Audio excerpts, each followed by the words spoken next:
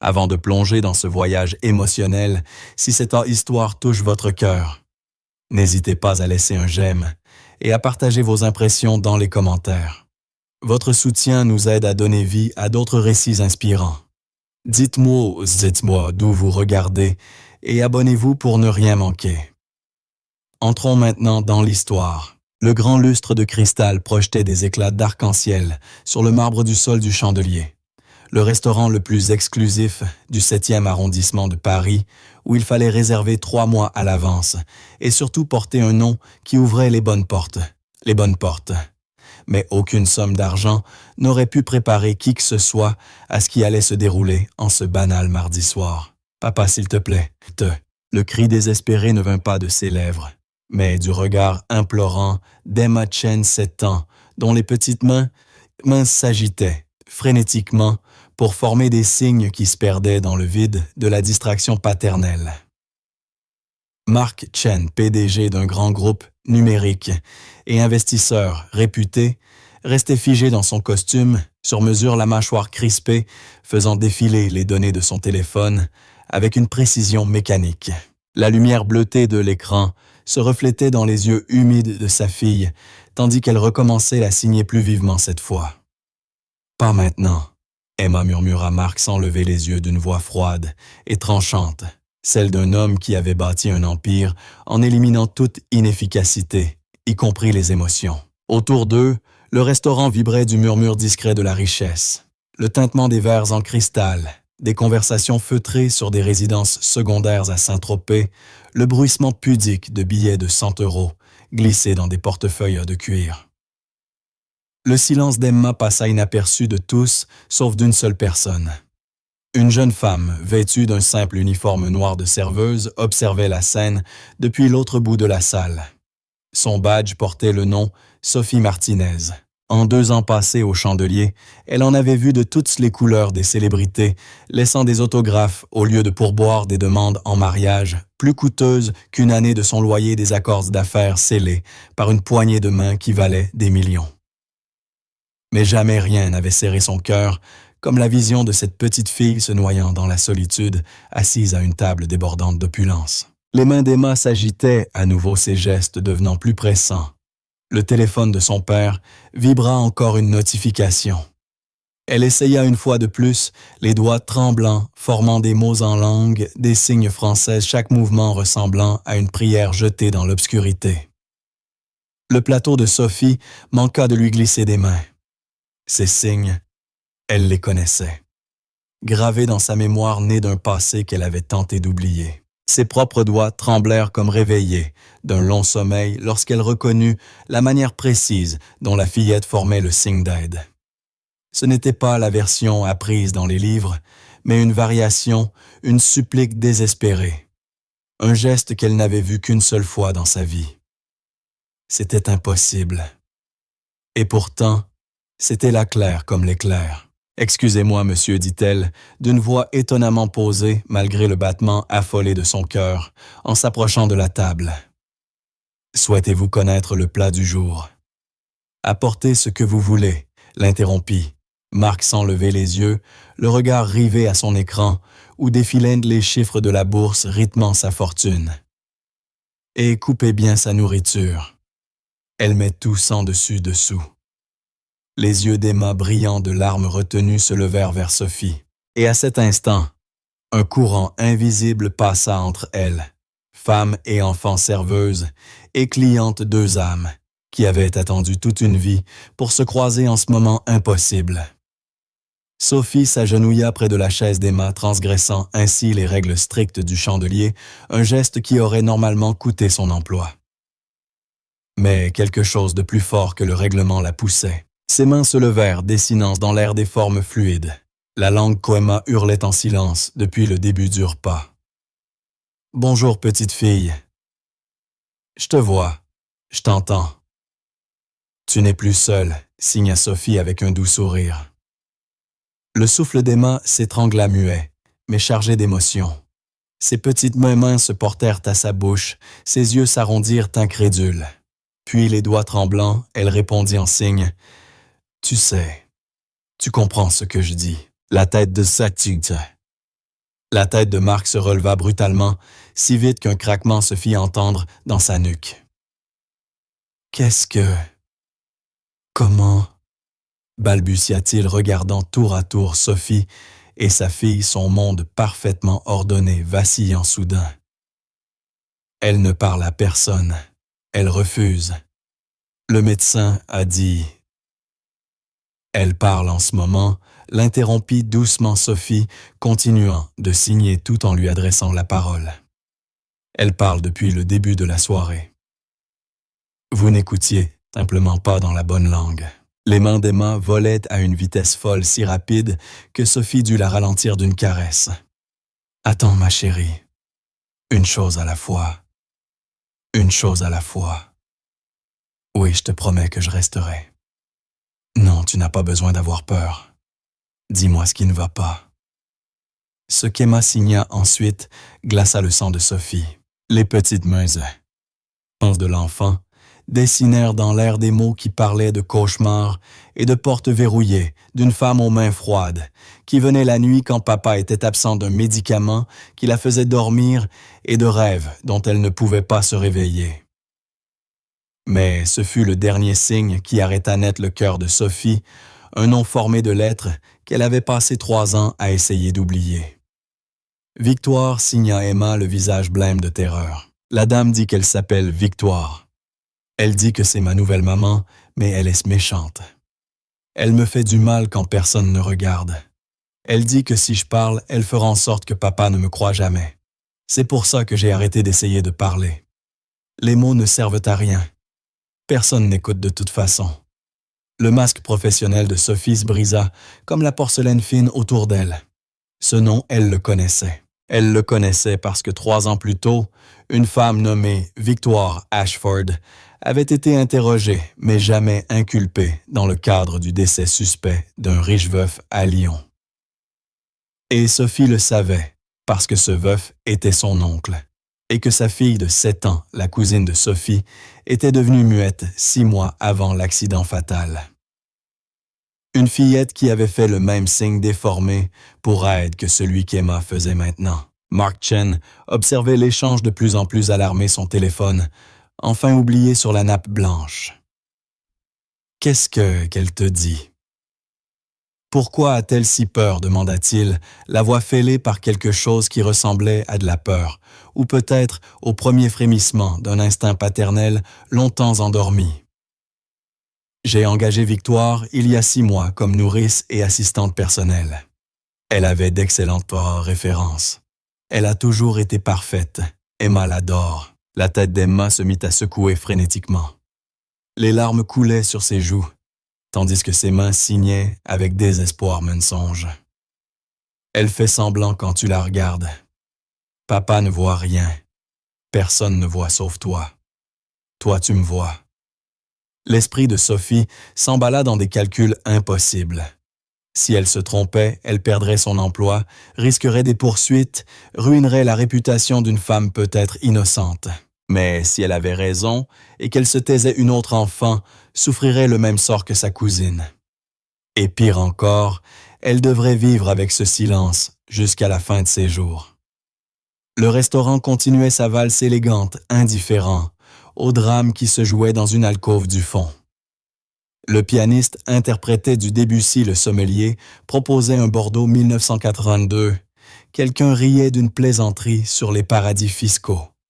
Et Sophie prit une décision qui allait tout changer. « Monsieur Chen, dit-elle, d'une voix chargée du poids d'une conviction forgée par la tragédie, vous devez m'écouter très attentivement. Votre fille est en danger, et je peux le prouver. Mais d'abord, vous devez choisir maintenant.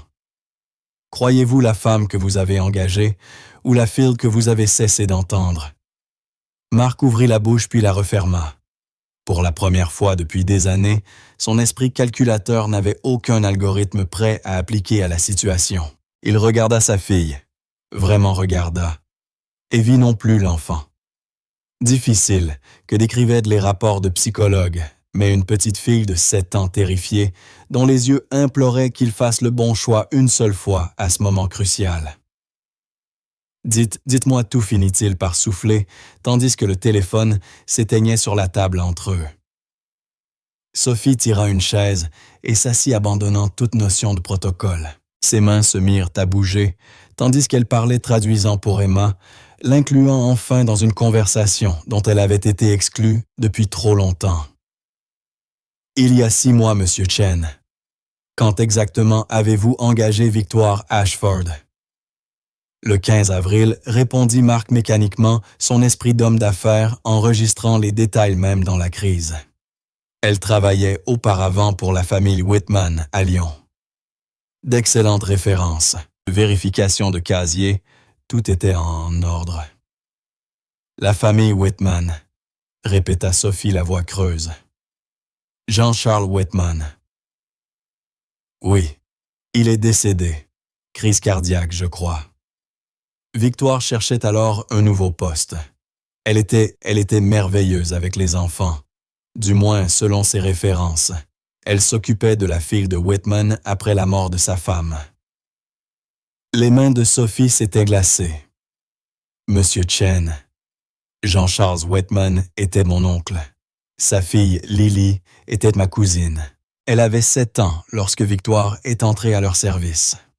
Elle était vive, bavarde, pleine de vie. 6 mois après l'arrivée de Victoire, Lily a cessé de parler. 3 mois plus tard, mon oncle est mort dans son sommeil. L'autopsie était inconclusive, comme ils disent, mais il y avait des anomalies. Victoire a hérité d'une somme importante, un legs, que mon oncle aurait soi-disant prévu avant sa mort, même si le testament avait été modifié à peine quelques semaines auparavant. Le visage de Marc devint livide. « Et votre cousine est toujours internée ?» demanda-t-il d'une voix blanche. « Oui, » répondit doucement Sophie, ses mains s'arrêtant un instant dans leur traduction avant qu'Emma ne tire sur sa manche avec insistance. Elle reprit aussitôt, mêlant la fillette à cette vérité terrible.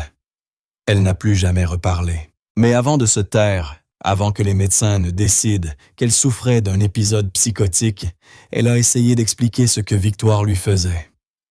Personne ne l'a cru. Les enfants ont tant d'imagination, disait-il. La température du chandelier sembla chuter malgré la douceur du soir de mai. Marc agrippa le bord de la table si fort que ses jointures blanchirent.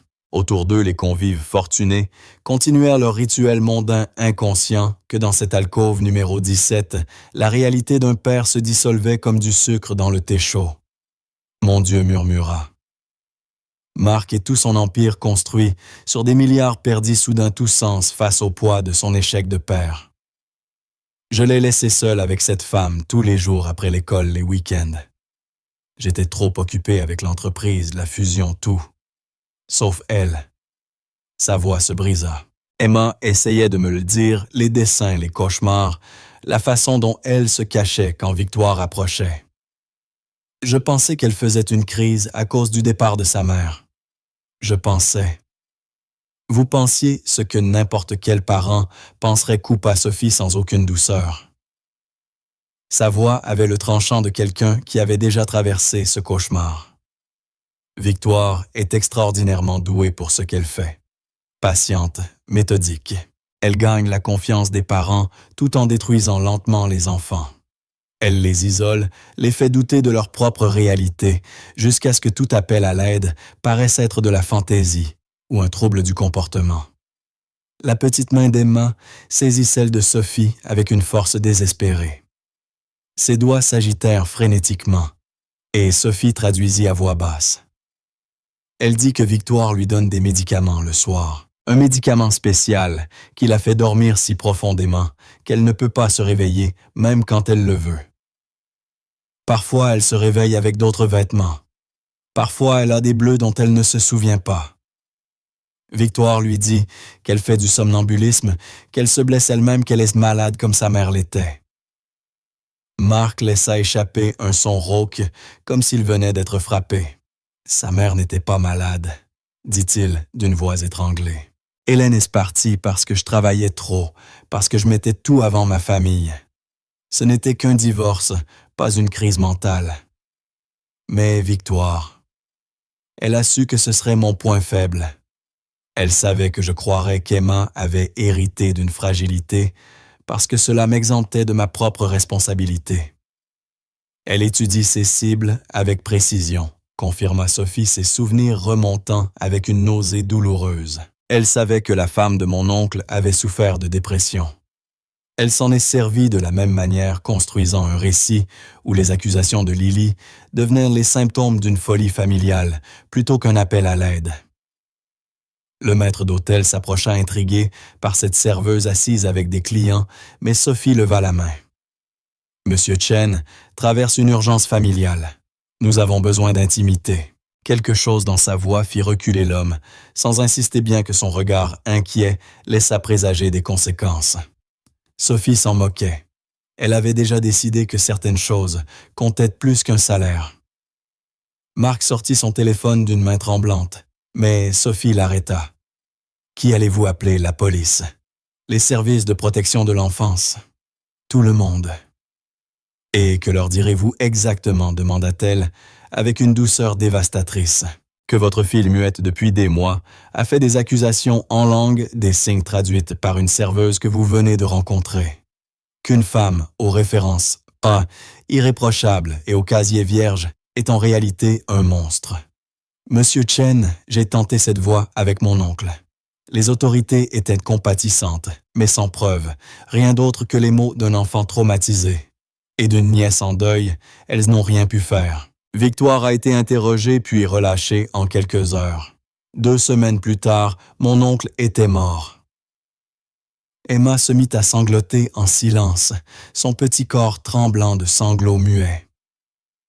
Sophie prit l'enfant dans ses bras, la serrant avec la férocité d'une protection ratée pour une cousine qu'elle n'avait pas su sauver. « Nous avons besoin de preuves, » continua-t-elle, la voix dure de détermination. « Il faut la prendre en flagrant délit, et il faut être intelligent, parce que si Victoire soupçonne qu'on l'a découverte, elle disparaîtra. Elle l'a déjà fait. Après la mort de mon oncle, elle a disparu pendant 8 mois, avant de refaire surface sous une nouvelle identité à Genève. Autre nom, même schéma. Un autre veuve fortunée, un autre enfant en souffrance. Comment le savez-vous? Demanda Marc, son esprit d'homme d'affaires peinant à mesurer l'ampleur du cauchemar qui se déployait devant lui. Parce que j'en ai fait ma mission, répondit simplement Sophie. Après l'internement de Lily, après l'enterrement de mon oncle et le départ de Victoire avec son héritage, je n'ai pas pu tourner la page. J'ai passé chaque moment libre à chercher à creuser, à relier des points que la police n'a pas voulu ou su relier. J'ai retrouvé 4 autres affaires sur la dernière décennie avec le même mode opératoire, des noms différents, des villes différentes, mais la même méthode. Des parents riches et seuls de jeunes enfants, des problèmes de comportement soudains, des héritages ou des indemnités opportunément révisées. Et toujours les enfants finissent incapables de parler de ce qui leur est arrivé. Le visage de Marc passa du pâle au gris. Est-elle en train de tuer les enfants? Balbutia-t-il. Non, dit Sophie, et elle vit un éclair de soulagement traverser son visage avant de l'écraser d'un mot suivant. Elle fait pire. Elle les brise si complètement qu'ils ne peuvent pas témoigner contre elle, même s'ils le voulaient. Elle leur vole la voix, le sens de la réalité, la confiance en leurs propres souvenirs. Quand elle a fini, ils sont abîmés à jamais. Ma cousine Lily ne sortira probablement jamais de cette clinique. Elle a 20 ans dans son esprit, 7 ans dans son fonctionnement. Elle se balance encore et refait ce même signe pour demander de l'aide, mais elle ne peut rien dire à personne, parce que Victoire lui a fait douter que cela se soit réellement produit. Emma était devenue très immobile. Dans les bras de Sophie, ses larmes séchées sur les joues, tandis qu'elle écoutait son propre avenir possible, exposé avec une cruauté clinique. Ses petites mains répétaient un même signe encore et encore. « Au secours, au secours, au secours !» « Je rentre à la maison tout de suite », annonça Marc, en se levant d'un bond, renversant presque sa chaise. « Je vire Victoire, j'appelle mes avocats, je demande une ordonnance restrictive. » Et c'est exactement ce qui risque de tuer. Emma, répliqua Sophie d'un ton plat, le ramenant à la chaise avec une force inattendue. Asseyez-vous. Écoutez, si vous licenciez Victoire ce soir, elle saura que quelqu'un a parlé. Elle saura qu'Emma a communiqué d'une manière ou d'une autre. Monsieur Chen, quand ces femmes se sentent acculées, elles deviennent extrêmement dangereuses. Le schéma montre que c'est à ce moment-là que les accidents surviennent. Lorsqu'elles se sentent démasquées, elles accélèrent leur plan final. Et alors, que dois-je faire?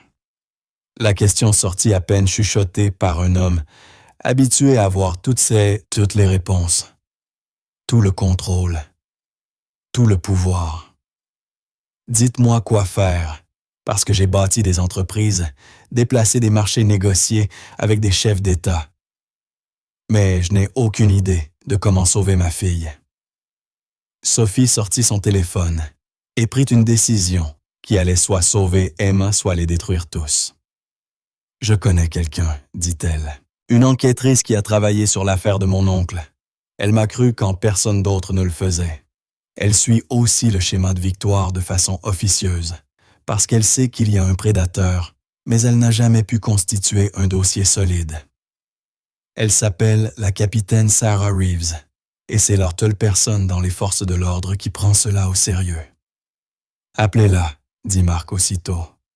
Ce n'est pas si simple, répondit Sophie. La capitaine Reeves met sa carrière en jeu rien qu'en enquêtant.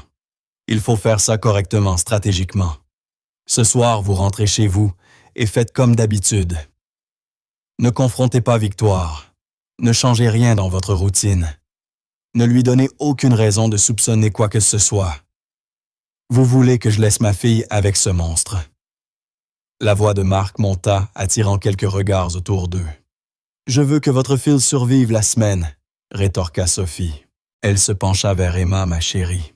« Regarde-moi, » dit-elle, en signe attendant que les yeux rouges de la fillette la rencontrent. Ses mains glissèrent dans des gestes précis. « Je sais que tu as peur. Je sais que tu veux que cela s'arrête tout de suite, mais il faut être malin.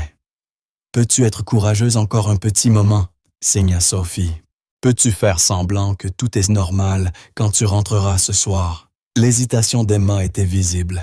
La peur et l'espoir se livraient bataille sur son visage expressif. Enfin, elle répondit par signe. « Tu vas vraiment m'aider.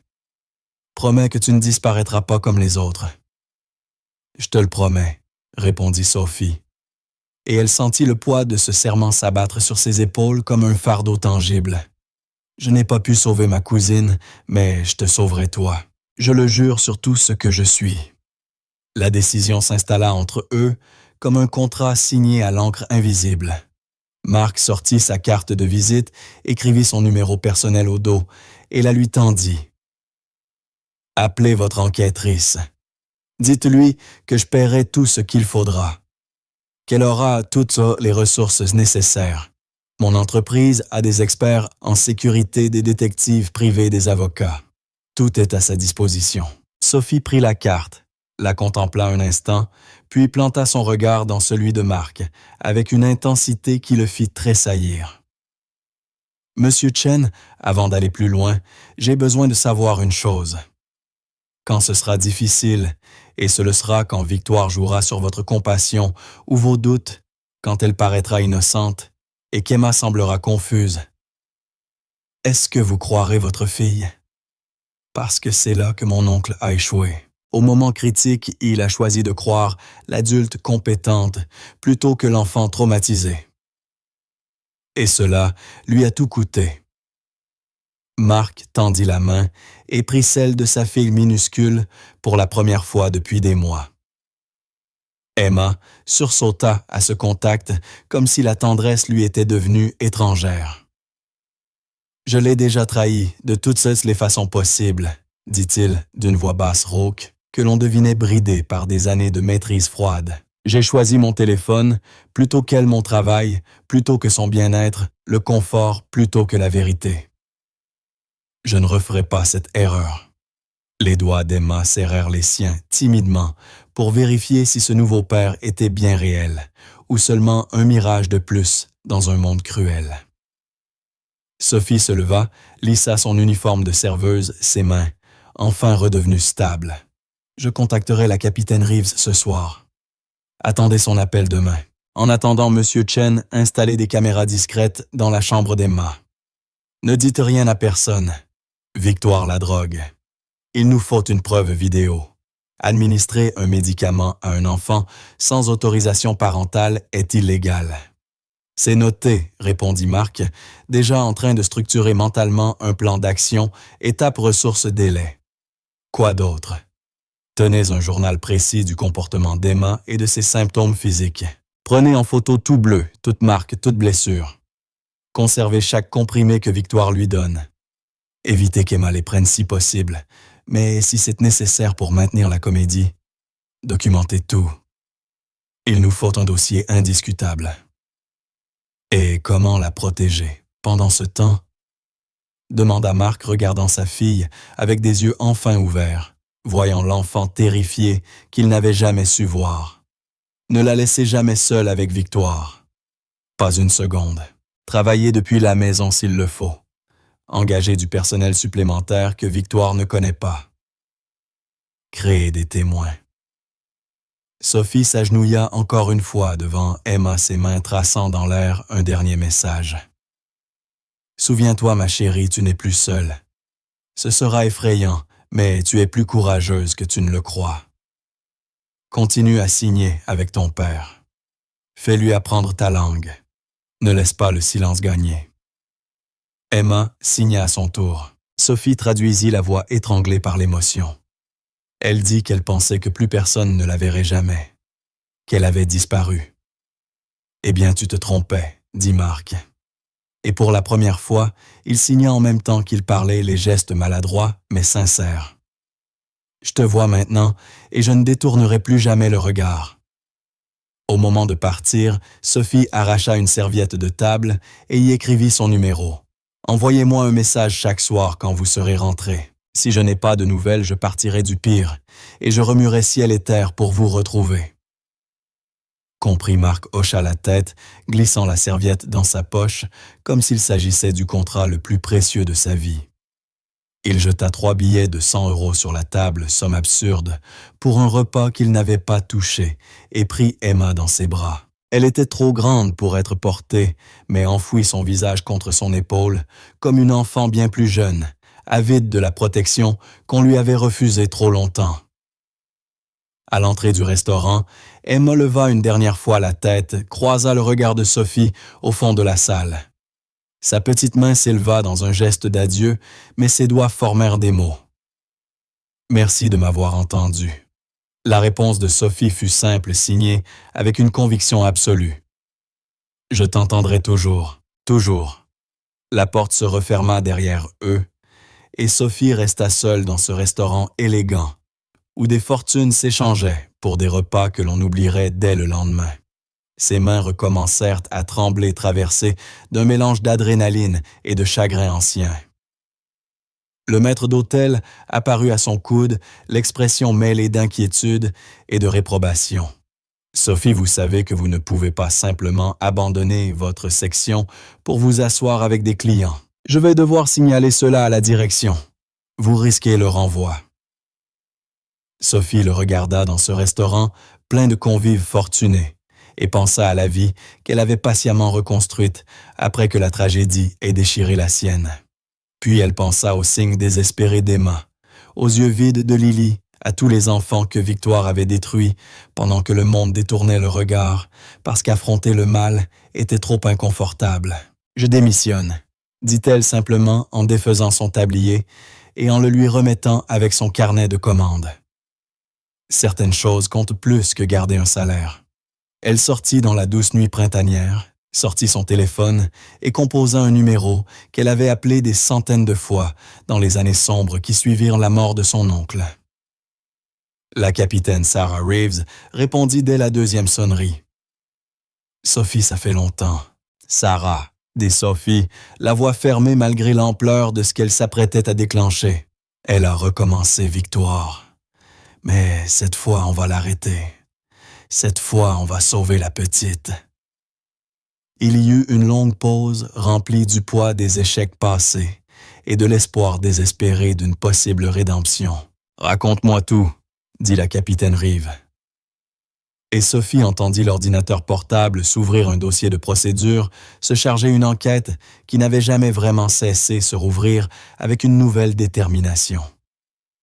Tandis que Sophie commençait à parler, tissant passé et présent en un motif qui ne pouvait plus être ignoré, elle sentit quelque chose bouger dans l'univers, le petit subtil mouvement de la justice différée qui commençait enfin sa marche lente et inévitable.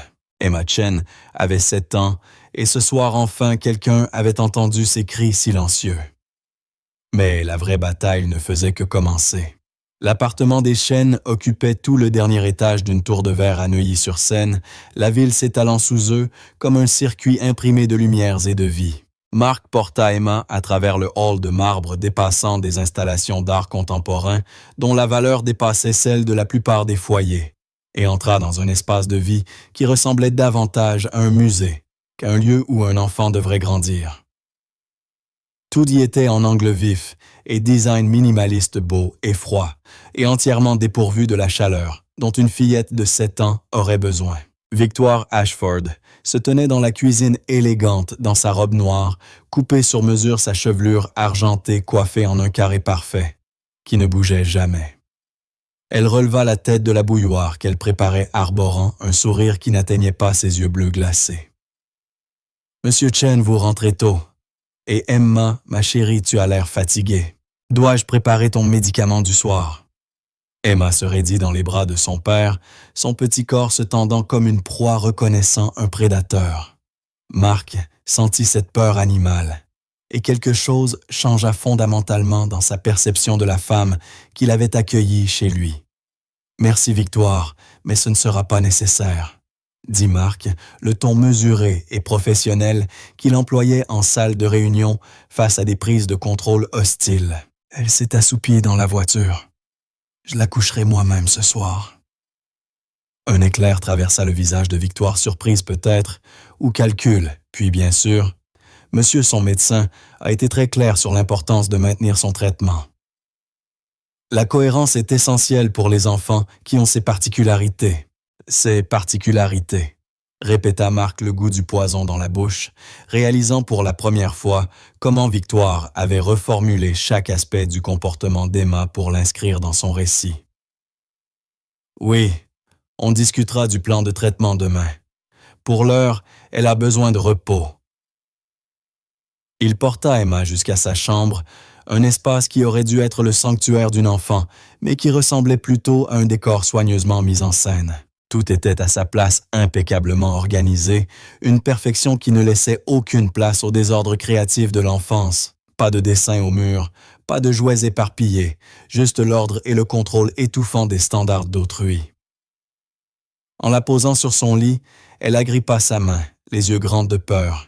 Sa main libre signa frénétiquement « Elle sait. Elle sent que quelque chose est différent. Ne me laisse pas seul avec elle, je t'en prie. » Marc signa maladroitement en réponse ses doigts d'homme d'affaires peinant avec la langue inconnue. « Je ne te laisserai pas. Je travaille de la maison demain. Tu es en sécurité. » Mais tandis qu'il prononçait la promesse, il vit le doute dans les yeux de sa fille. L'impuissance apprise d'une enfant qui avait reçu des assurances, puis vu ces assurances s'effriter comme des châteaux de sable à marée haute. Il resta avec elle, jusqu'à ce qu'elle sombre dans un sommeil agité, sa petite main serrant la sienne comme une bouée. Ce n'est qu'alors qu'il quitta furtivement sa chambre et sortit son téléphone, les doigts volant sur l'écran, avec la même intensité qu'il mettait à négocier des accords à des millions. Le texto envoyé à Sophie fut bref. « Arrivez chez vous sain et sauf. Emma dort. Victoire se doute de quelque chose. Et maintenant, la réponse tomba en quelques secondes. La capitaine Reeves vous appellera dans 5 minutes. Ne répondez pas depuis le penthouse. Allez dans un endroit où Victoire ne peut pas vous entendre. C'est critique. » Marc jeta un coup d'œil à la porte close de la chambre d'Emma, puis au couloir où l'ombre de Victoire glissait dans la lumière ambiante de la cuisine. Il attrapa sa veste et ses clés lança d'une voix faussement détendue. « Victoire, je dois retourner au bureau. J'ai laissé des dossiers importants dans mon bureau. Je reviens dans l'heure. À cette heure-ci flotta la voix venue de la cuisine mielleuse d'une sollicitude qui aux oreilles est désormais recalibrée. De Marc sonna sinistre. Tout va bien. Juste une affaire, répondit-il déjà, en se dirigeant vers l'ascenseur. Vous savez comment c'est. La bourse ne dort jamais. Il sentit ses yeux sur son dos, tandis que les portes se refermaient. Presque le goût de la suspicion dans l'air recyclé. La descente fut comme une chute gravité et angoisse mêlée jusqu'au hall et à tout ce qui suivrait. Son téléphone sonna alors qu'il atteignait la rue, l'air frais de la nuit, une secousse après la perfection climatisée de son immeuble. Monsieur Chen, ici la capitaine Sarah Rivez. Sophie Martinez m'a mise au courant. La voix de la capitaine était professionnelle, mais portait une urgence à peine contenue. Je vais être direct, nous n'avons pas le temps pour les détours. Victoire Ashford ou Victoire Hartley. Victoire Sinclair et les 6 autres identités qu'elle a utilisées ces 15 dernières années est l'une des prédatrices les plus dangereuses que j'ai rencontrées. Brillante patiente et totalement dépourvue de conscience. Marc s'appuya contre la façade vitrée, les jambes soudain molles. « Combien d'enfants » demanda-t-il. « 7 dossiers confirmés. Nous en soupçonnons d'autres. » Les mots de la capitaine frappèrent comme des balles touchant leur cible. Mais voici le problème. Nous n'avons jamais réussi à faire tenir quoi que ce soit devant un tribunal. Elle est trop prudente, trop intelligente. Toujours juste à la limite de la dénégation. Les enfants sont trop abîmés pour témoigner de façon cohérente. Les parents sont morts ou tellement manipulés qu'ils ne voient rien avant qu'il ne soit trop tard. Sophie a dit que vous la suiviez depuis des années officieusement, oui. Officiellement, il n'y a pas d'affaire. Pas de juridiction prête à la poursuivre. Mais j'ai tracé ses déplacements, documenté son mode opératoire, construit un profil qu'un procureur adorerait avoir. Si seulement j'avais une seule pièce recevable qui tienne devant la cour. L'esprit d'homme d'affaires de Marc, entraîné à voir des opportunités dans les catastrophes, commença à calculer. Et si nous vous fournissions cette preuve, de quoi auriez-vous besoin? Des images vidéo d'elle en train de droguer. Emma sans consentement parental serait un début. Des preuves d'abus physiques. Des dossiers médicaux montrant blessures inexpliquées ou substances dans le système d'Emma. Des relevés financiers prouvant qu'elle se place pour un héritage. Des témoignages, un récit d'Emma cohérent et soutenu. Mais M. Chen, rassembler ces preuves implique de laisser Emma exposée assez longtemps pour documenter le préjudice. Pouvez-vous vivre avec ça? La question resta suspendue dans la nuit, comme un défi. Pouvait-il coucher sa fille chaque soir en sachant que Victoire avait accès à elle, sachant que chaque moment de collecte de preuves serait un moment où Emma souffrirait? Combien de temps demanda-t-il la voix creuse? 1 semaine, peut-être 2. Nous avons besoin d'un schéma, pas d'un incident isolé qu'on pourrait expliquer. Il faut la prendre en infraction plusieurs fois, construire un dossier si écrasant qu'aucun avocat onéreux ne puisse semer un doute raisonnable. Et si tout tournait mal, si Victoire comprenait qu'on avait percé son jeu? Le silence de la capitaine en dit long, avant qu'elle n'ajoute alors « Il faudra espérer pouvoir arriver jusqu'à Emma avant qu'elle n'agisse. » Je ne vous mentirai pas, Monsieur Chen. C'est dangereux. Mais l'inaction est pire.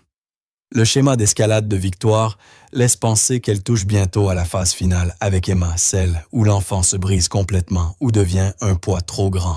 Marc pensa aux signes désespérés de sa fille, aux larmes silencieuses, à la façon dont elle sursautait à la simple évocation d'un médicament.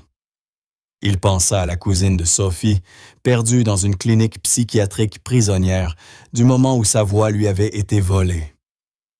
Il pensa aux 7 cas confirmés et à l'inconnu au-delà. « Dites-moi exactement ce que je dois faire, dit-il. » Et sa voix se transforma plus père absent, plus requin corporatif, mais quelque chose de plus primal, prêt à tout pour protéger l'enfant, La capitaine Reeves déroula alors un plan détaillé, avec une précision quasi militaire, caméra dissimulée dans toutes les pièces, pas seulement celle d'Emma.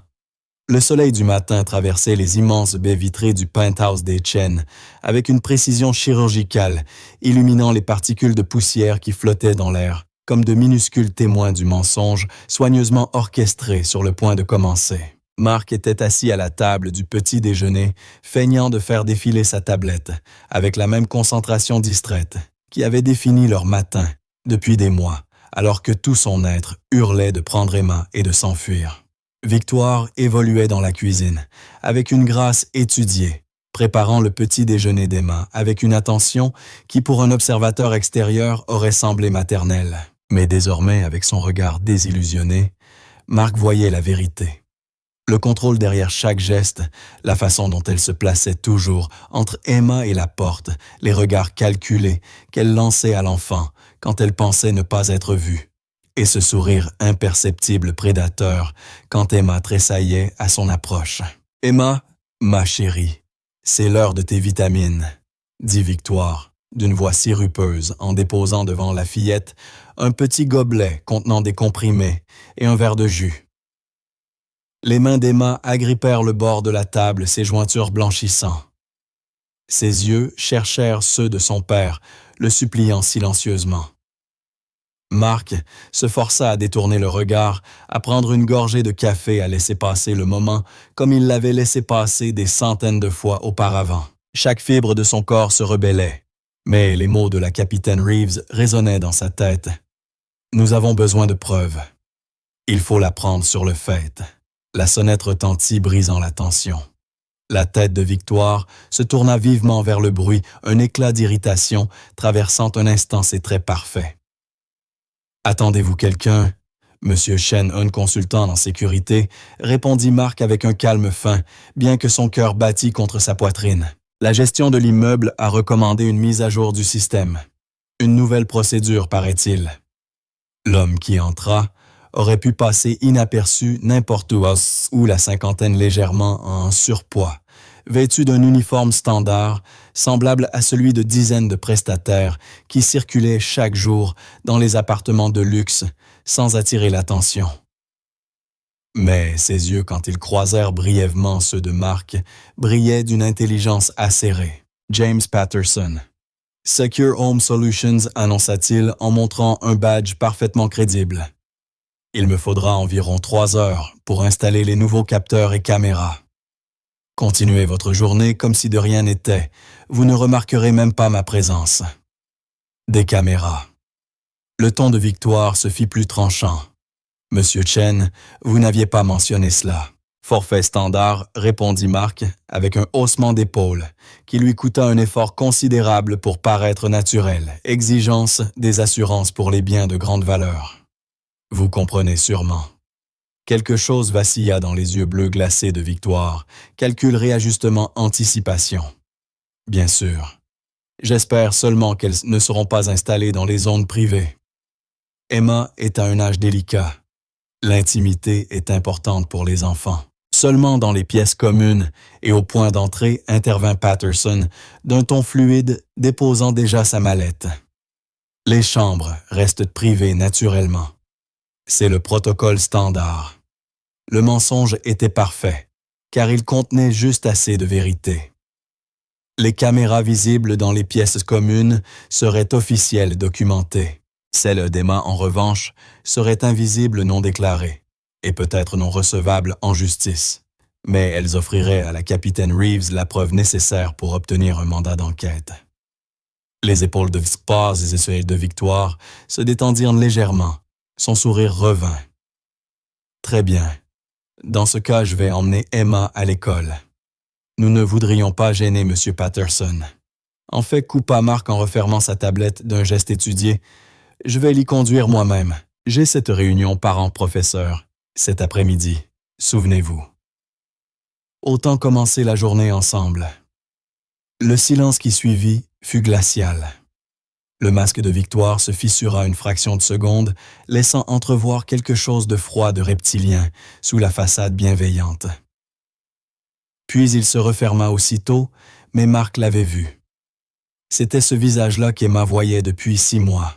Comme c'est charmant, dit Victoire, sa voix contenant des inflexions qu'on aurait pu prendre pour de l'approbation ou pour une menace. Vous avez été si occupé ces derniers temps. Emma doit être ravie d'avoir enfin votre attention. Emma, figée pendant tout l'échange, leva lentement les yeux vers son père. Dans ce regard, Marc vit l'espoir lutter contre la résignation, le désir désespéré de croire mêlé à la certitude d'être encore déçu. « Prends ton cartable, ma puce, dit-il, en signant maladroitement en même temps. On y va ensemble. Tu es en sécurité. » Le petit souffle qu'elle inspira fut le seul son dans la pièce, soudain saturé de tension. Les yeux de Victoire se plissèrent suivant attentivement. Les signes évaluant cette nouvelle variable dans son équation soigneusement construite. « Vous apprenez la langue des signes. Monsieur Chen, dit-elle d'un ton curieux, presque admiratif. Quelle dévotion, bien que je doive vous rappeler que le psychologue d'Emma a déconseillé d'encourager ce mode de communication. Ils estiment que cela renforce son mutisme sélectif au lieu de le traiter. Amusant, répondit Marc, en se levant pour aider Emma à rassembler ses affaires d'école. Je ne me souviens pas qu'aucun thérapeute ait jamais dit ça. En fait, je vais demander aujourd'hui copie de tous ces rapports et dossiers médicaux. Je veux simplement être pleinement informé sur le traitement de ma fille. L'air du penthouse sembla chuter de plusieurs degrés. Le sourire de Victoire resta figé, mais ses mains glaciales qu'Emma avait décrites se crispèrent brièvement avant de reprendre et une posture calculée de maîtrise. « Bien sûr, dit-elle d'un ton mielleux. Mais je dois vous prévenir, beaucoup de ces documents contiennent des informations sensibles sur les incidents comportementaux d'Emma. Êtes-vous certain de vouloir lire un contenu aussi bouleversant? Je suis son père, répondit simplement Marc. Il n'y a rien au sujet de ma fille qui doive m'être caché. Patterson, toujours accroupi à déballer son matériel, observait la scène du coin de l'œil avec l'expérience de quelqu'un qui avait déjà vu nombre de drames domestiques se jouer sous des façades polies. Son léger hochement de tête, presque imperceptible, signifiait clairement « Bien. Continuez. Forcez-la à se trahir. » La petite main d'Emma glissa dans celle de son père, la serrant fort. L'autre s'agita en signe rapide.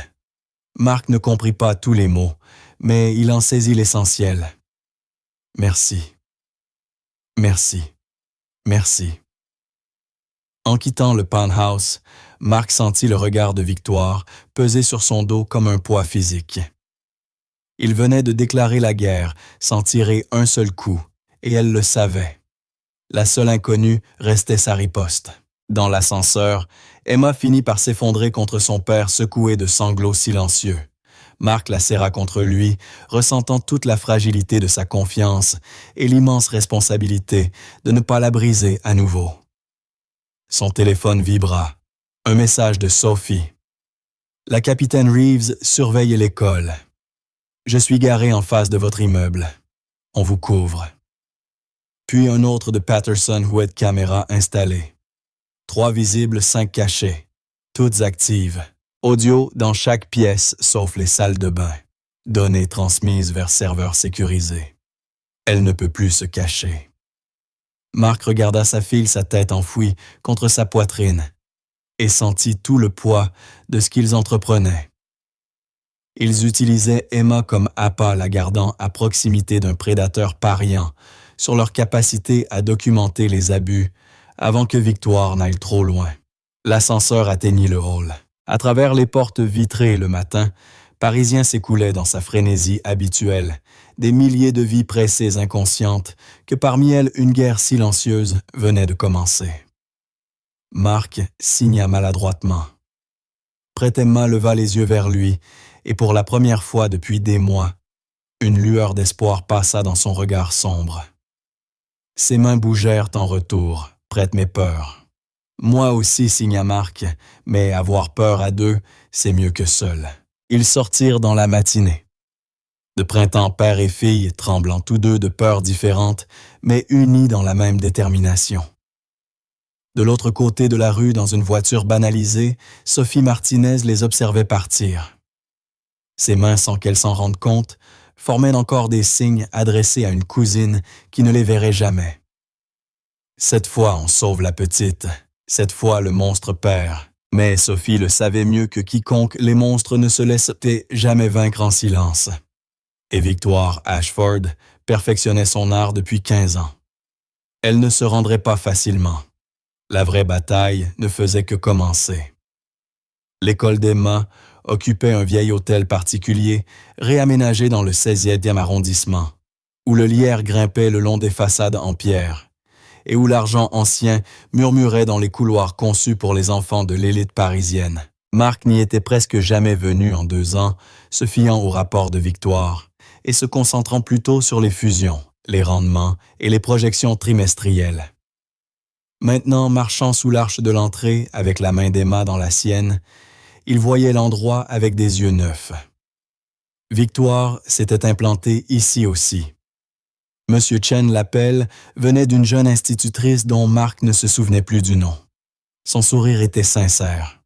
« Quel plaisir de vous voir. Emma, ma chérie Victoire, n'est pas avec toi aujourd'hui. » La main d'Emma se crispa douloureusement autour de celle de son père.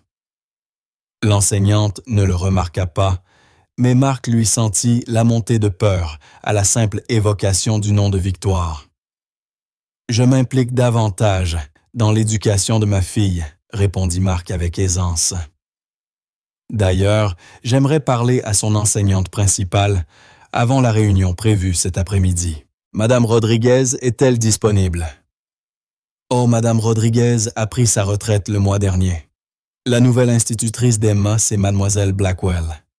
Elle sera ravie de vous voir, mais je préfère vous prévenir. Elle se montre assez inquiète pour Emma ces derniers temps. L'instinct de négociateur de Marc, affûté par des années de réunions sous tension, détecta immédiatement la nuance dans le ton de la jeune femme. Inquiète. En quoi? L'enseignante jeta un coup d'œil à Emma, puis baissa la voix. Peut-être que Mademoiselle Blackwell serait la mieux placée pour vous en parler directement. Emma, pourquoi ne pas aller jouer dans la cour avec les autres, pendant que ton papa reste ici un moment? Les mains d'Emma s'agitèrent avec une panique si claire que Marc n'eut pas besoin de comprendre chaque signe pour en saisir le sens. Ne me laisse pas. Ne me laisse pas seule. Elle pourrait me trouver. Emma, reste avec moi, dit-il fermement. Tout ce qui doit être discuté peut l'être en sa présence. L'enseignante hésita, puis hocha la tête et les conduisit dans une salle de classe lumineuse, décorée de dessins d'enfants et de coins lecture conçus pour le réconfort. Une femme d'une 50aine d'années leva les yeux de son bureau, son regard vif derrière des lunettes élégantes. « Monsieur Chen, dit-elle, en se levant pour lui serrer la main, « Je suis Mademoiselle Blackwell. Je suis heureuse que vous soyez venu. Nous devons parler du bien-être d'Emma. » « C'est exactement pour ça que je suis ici, » répondit Marc. Mademoiselle Blackwell l'observa longuement, puis tourna les yeux vers Emma. « Emma, ma chérie, pourquoi ne pas choisir un livre dans le coin lecture? Ton papa et moi devons parler entre adultes. » Mais Emma secoua violemment la tête et se pressa contre son père, les mains s'agitant avec une intensité désespérée. Elle dit qu'elle reste traduisit, marque ses gestes maladroits, mais de plus en plus assurée. « Et je suis d'accord. Tout ce que vous avez à dire, elle doit l'entendre. » Le visage de Mademoiselle Blackwell s'adoucit peut-être de soulagement, peut-être d'approbation. « Très bien, dit-elle. Monsieur Chen, je vais être franche, parce que je crois que les enfants méritent la vérité. Et parce que j'enseigne depuis 30 ans et que j'ai appris à faire confiance à mon instinct, quand quelque chose ne va vraiment pas. » Elle sortit un dossier, l'ouvrit, et révéla une série de dessins qui glacèrent Marc jusqu'aux os. Des images sombres violentes tracées d'une main d'enfant, des silhouettes sans bouche, des pièces verrouillées, des mains griffues tendues vers une petite figure sans voix. « Emma a fait cela pendant l'art-thérapie, » expliqua doucement Mademoiselle Blackwell. Le psychologue de l'école est très inquiet. Ces dessins révèlent des signes clairs de traumatisme profond. Mais ce qui m'a le plus troublé, Monsieur Chen, c'est la réaction de Victoire Ashford lorsque j'ai voulu en parler. Elle s'est mise sur la défensive, prétendant qu'il s'agissait simplement d'anxiété infantile, d'imagination trop vive. Elle a affirmé qu'Emma cherchait seulement à attirer l'attention. « Et vous ne l'avez pas cru, » dit Marc, comprenant enfin. « Non, » répondit-elle. « Je ne l'ai pas cru, parce que j'ai vu comment Emma réagit quand Victoire vient de la chercher. » Cet enfant est terrorisé, Monsieur Chen. Elle se fige, se renferme. La semaine dernière, Victoire avait du retard. Pendant 20 minutes, Emma était une autre enfant. Elle souriait, elle jouait, elle semblait détendue.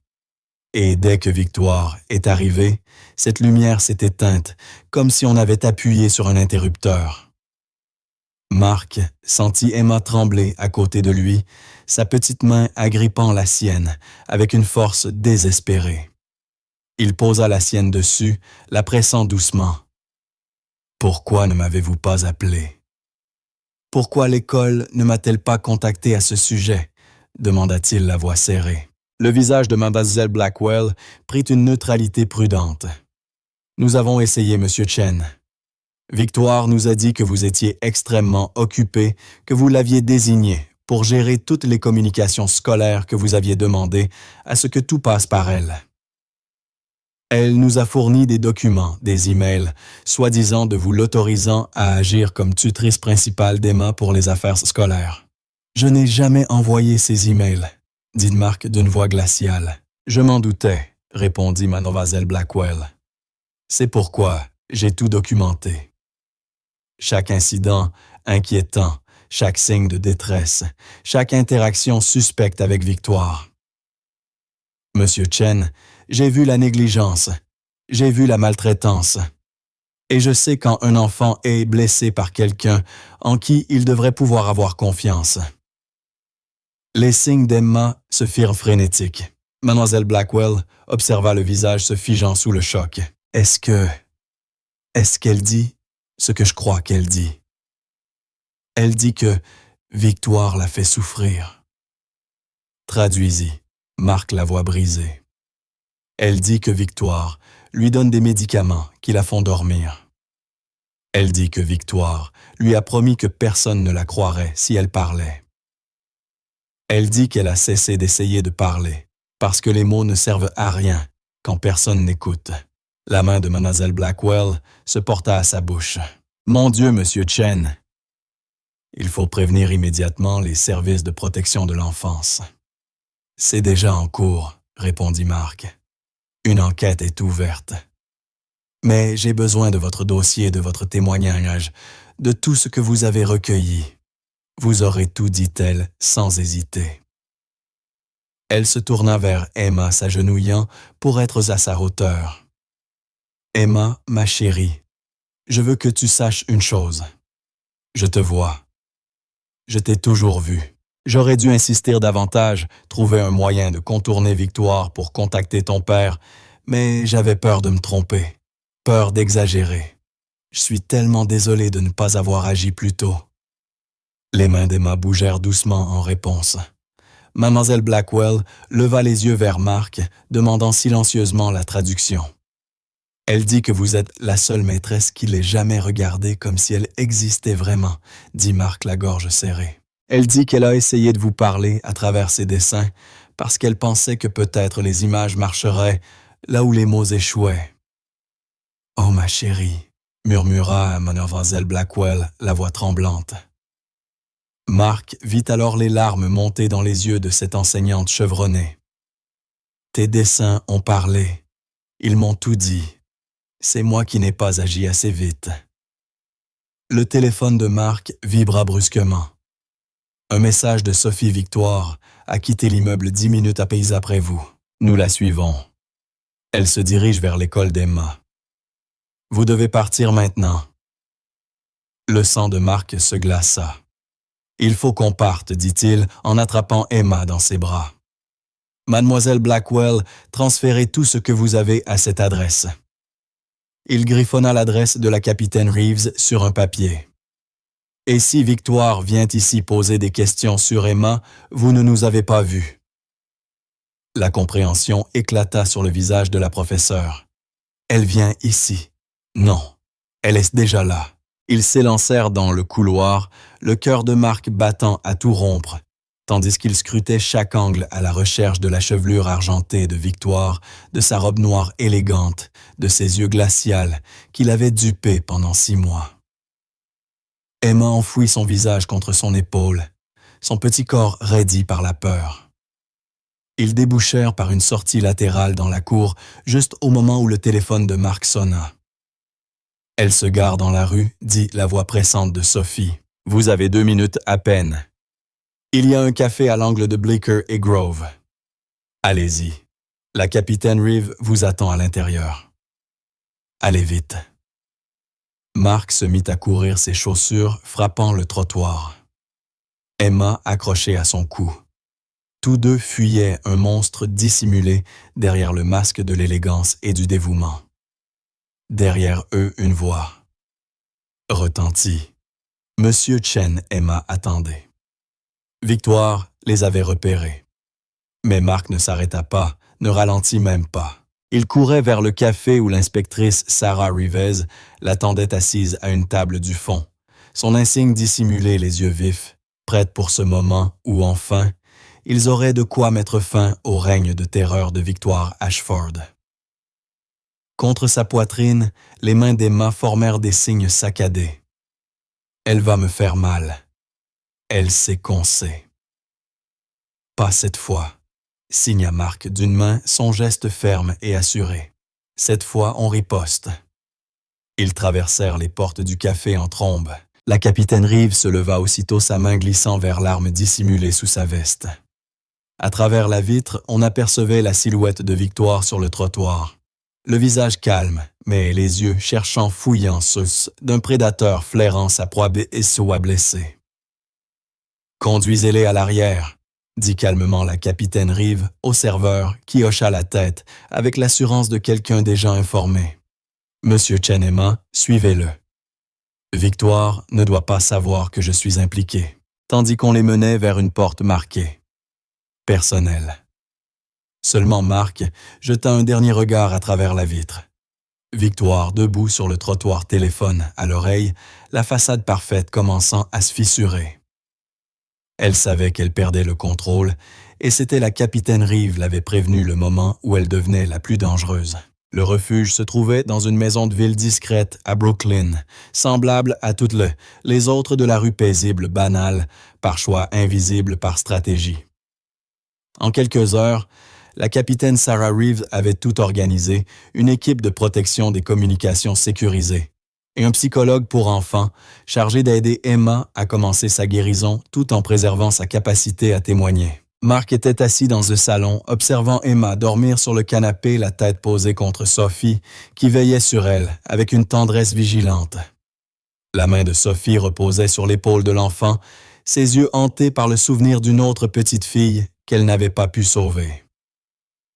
Les caméras ont tout enregistré, dit doucement la capitaine Reeve, en posant son ordinateur portable sur la table basse. Victoire est revenue à votre appartement 47 minutes après votre départ. Elle est allée directement dans la chambre d'Emma et a récupéré quelque chose derrière un panneau du placard. Un panneau que nous n'avons découvert que parce qu'elle nous y a conduits. Elle fit apparaître une image sur l'écran Victoire, tenant un petit carnet noir. Son journal expliqua la capitaine. Des notes détaillées sur chaque enfant qu'elle a pris pour cible ces 15 dernières années. Nom, méthode, résultat. C'est une confession complète. Pourquoi garderait-elle un tel document? Demanda Marc stupéfait. Parce que les prédateurs comme Victoire croient être trop intelligents pour être pris. Ce carnet est la preuve de sa supériorité à ses yeux. Pour nous, c'est une pièce à conviction qui lui vaudra plusieurs vies de prison. Marc sentit quelque chose se rompre dans sa poitrine, pas un soulagement, pas encore, mais la première respiration après la noyade. Alors, c'est fini. Pas tout à fait, répondit Reeve. Victoire ne sait pas encore que nous avons le journal. Elle a aussi récupéré des médicaments dans la salle de bain d'Emma, décomposés sur mesure que notre laboratoire analyse. Les premiers résultats montrent un mélange de sédatifs et de légers hallucinogènes dosés pour maintenir un enfant docile mais confus. La main de Sophie se crispa sur l'épaule d'Emma. Depuis combien de temps la droguait-elle? D'après les flacons et les dossiers médicaux falsifiés, dit la capitaine, environ 5 mois. Monsieur Chen, dit la capitaine Reeves d'une voix grave. Votre fille a vécu dans un brouillard chimique. Le simple fait qu'elle ait réussi à exprimer sa détresse tient du miracle. Elle est extraordinaire, murmura Marc, la gorge serrée. C'est moi qui ne l'ai pas vue.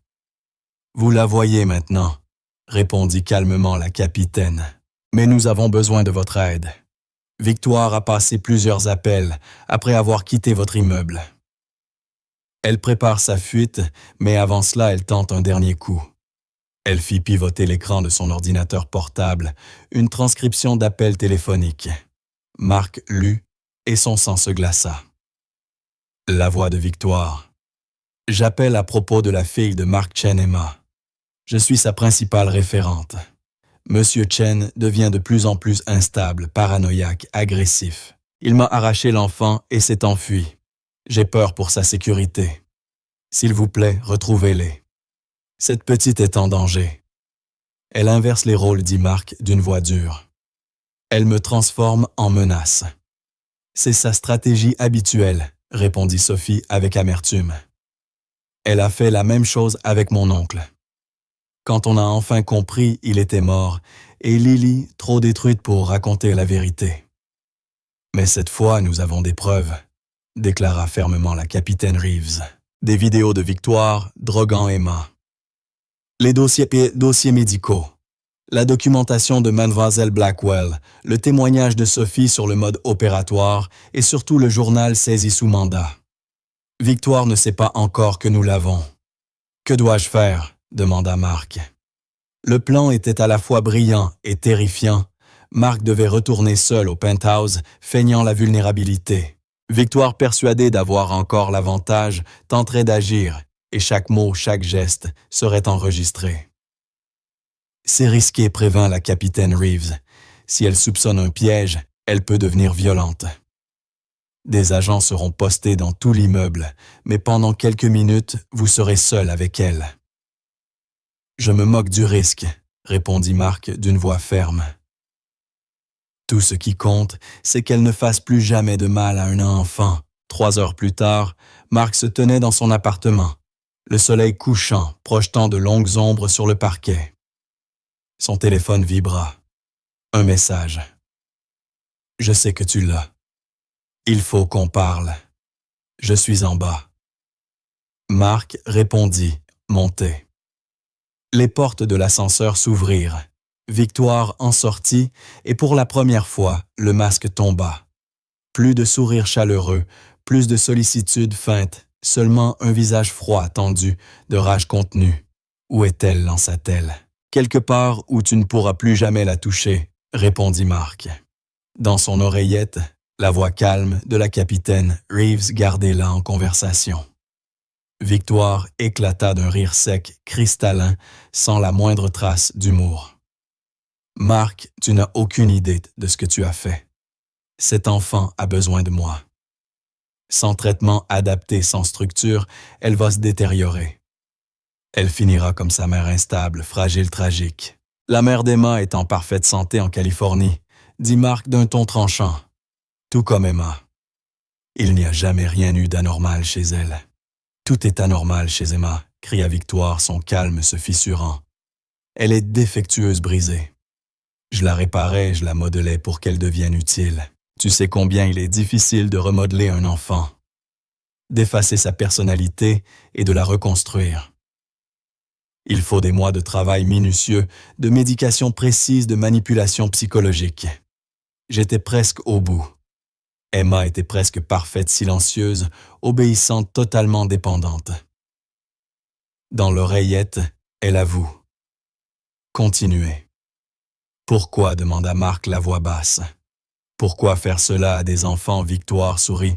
Un sourire qui enfin révélait le monstre. Parce que je peux. Parce que des parents riches et négligents comme toi rendent cela possible. Vous êtes trop occupés à bâtir vos empires pour remarquer qu'on vous vole ce que vous avez de plus précieux. Et quand quelqu'un propose de prendre cette charge, vous remerciez sans poser de questions. Jonathan Whitmore a posé des questions, dit une voix derrière elle. Victoire se figea. Sophie venait d'entrer par la porte de service suivie de la capitaine, Reeves badge en main. « Mon oncle avait commencé à voir clair dans ton jeu, » dit Sophie. « Alors tu l'as tué. » « Je n'ai rien fait de tel. » Jonathan souffrait d'un problème cardiaque. C'était tragique, mais naturel. Provoqué par les médicaments cardiaques que tu glissais dans son café, répliqua la capitaine Reeves en avançant d'un pas. Nous avons exhumé le corps. Les analyses toxicologiques sont tombées ce matin. Tu l'as assassiné, Victoire. Et nous pouvons le prouver. La peur la vraie passa dans les yeux de Victoire. Vous ne pouvez pas. Il n'y a aucune preuve. Nous avons ton journal, dit Marc d'une voix calme. Celui caché derrière le panneau du placard d'Emma. Celui où tu notes chaque enfant, chaque méthode, chaque résultat, y compris la mort de Jonathan Whitmore. Victoire pâlit, puis se raidit. Ce journal est privé, inadmissible. C'est une pièce à conviction saisie sous mandat légal, corrigea la capitaine Reeves. Avec les médicaments, les faux dossiers médicaux et 40 minutes gagnées de vidéo, te montrant en train de droguer Emma. Elle rangea lentement son arme dans son étui. C'est fini, Victoire. Le silence qui suivit fut absolu. Alors Victoire se mit à rire un rire cassant, tranchant, comme du verre brisé. « Vous croyez que tout s'arrête ici, lança-t-elle. Il y en a d'autres comme moi. Il y en aura toujours. Parce que des parents comme vous rendent cela possible. Vous êtes si désespérés à l'idée de déléguer l'éducation de vos enfants que vous les confiez au premier venu qui paraît compétent. » « Tu as raison, » répondit Marc, d'une voix calme mais ferme. « J'ai été un père terrible, négligent, absent, volontairement aveugle. Mais je vais passer le reste de ma vie à réparer cela. Et toi, que vas-tu faire? Passer le tien en prison, sans pouvoir, sans voix, enfermé comme tu as enfermé ses enfants. » La capitaine Reeves sortit une paire de menottes. « Victoire Ashford, vous êtes en état d'arrestation pour 7 chefs d'abus sur mineurs, 2 meurtres fraudes et plusieurs dizaines d'autres infractions. » Tandis que la capitaine lui lisait ses droits, Sophie se plaça aux côtés de Marc. Ensemble, ils regardèrent le monstre faire enfin face aux conséquences de ses actes. « Ce n'est pas la justice, » murmura Sophie. « La justice rendrait la voie à ses enfants. Mais c'est déjà quelque chose. » Assez pour commencer, acquiesça Marc. Maintenant, on guérit. 2 mois plus tard, Marc se tenait dans le même penthouse, observant les ouvriers transformer les lieux. Le marbre froid avait cédé la place à du bois clair et chaleureux, les angles durs s'arrondissaient, et l'appartement-musée devenait enfin un foyer. Emma était assise au comptoir, ses mains virevoltant en signe tandis qu'elle racontait à Sophie sa journée dans sa nouvelle école. Sa voix demeurait silencieuse, mais son psychologue affirmait que cela pouvait changer ou non et que dans les 2 cas, c'était très bien ainsi. Emma avait trouvé d'autres manières de parler. « Elle veut savoir si vous maintenez le voyage en Californie, » traduisit Sophie. « La semaine prochaine, » confirma Marc signant en même temps qu'il parlait. « On va voir ta maman. Elle a hâte. » Hélène, d'abord méfiante, avait fini par pleurer en écoutant son ex-mari lui raconter toute la vérité, ses erreurs, ses absences, son aveuglement. Puis elle l'avait soutenu dans sa demande de garde en établissant une coparentalité centrée sur le bien-être d'Emma. La capitaine Reeves leur avait rendu visite avec des nouvelles, le procès de Victoire avançait. Son journal avait permis d'ouvrir 6 autres affaires. 4 enfants Son recevaient déjà de l'aide. Ce n'était pas une rédemption, mais c'était un début. « Sophie m'apprend la langue des signes, » dit Marc en signant pour Emma. « Bientôt je serai fluent. » Emma éclata de rire, un son qui le surprenait, encore preuve que la joie revenait doucement. Ses mains répondirent « Tu t'améliores. C'est encore drôle, mais mieux. » Le téléphone de Sophie vibra. « La capitaine Rives veut une consultation, dit-elle. Un autre dossier. Un autre enfant peut-être. » Marc regarda Emma paisible, en sécurité, enfin redevenue une enfant. Il pensa au Marc d'il y a 6 mois, celui qui aurait dit qu'il était trop occupé. Cet homme-là n'existait plus. « Dis-lui oui, » répondit-il. « Quoi qu'il lui faille, on est de la partie maintenant. » Emma leva les yeux vers lui, surprenant son regard, et signa « Je t'aime. » Marc signa en retour. « Je t'aime plus fort, toujours et pour toujours. » Le penthouse se remplit de la lumière de l'après-midi et du doux silence d'une guérison en marche. Victoire Ashford passerait le reste de sa vie en prison. Son règne était fini. Et Emma Chen retrouvait sa voix non pas dans les mots, mais dans les signes, dans le rire, dans la lente reconstruction de la confiance. Parfois, la fin heureuse ne consiste pas à tout réparer. Parfois, elle consiste simplement à être vue, entendue et aimée pour ce que l'on est. Emma avait 7 ans et elle allait s'en sortir.